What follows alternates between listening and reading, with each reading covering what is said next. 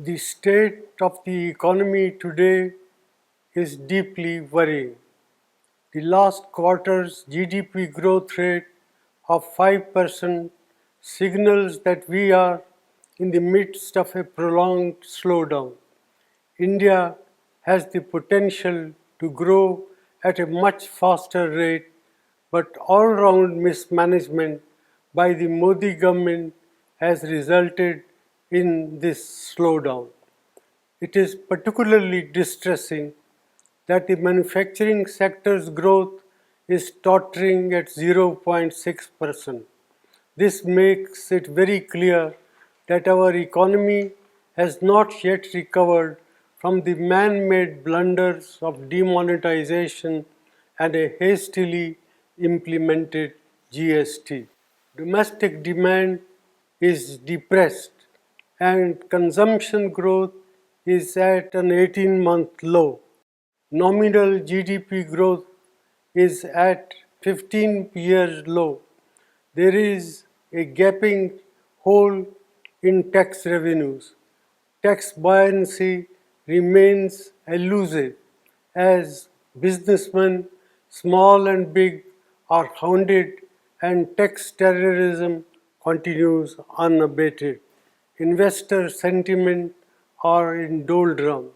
These are not the foundations for economic recovery. The Modi government's policies are resulted in massive jobless growth. More than 3.5 lakh jobs have been lost in the automobile sector alone.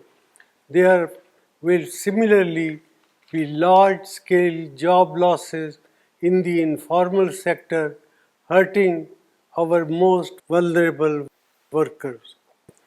Rural India is in terrible shape.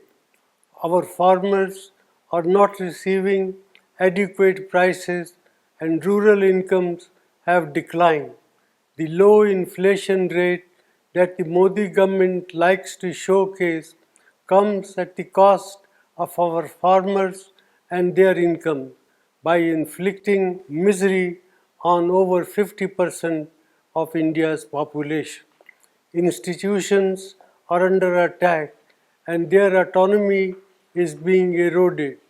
The resilience of the Reserve Bank will be tested after its record transfer of rupees 1.76 lakh crore to the government, which claims that it does not have a plan on what it will do with this windfall. In addition, the credibility of India's data has come under question under this government.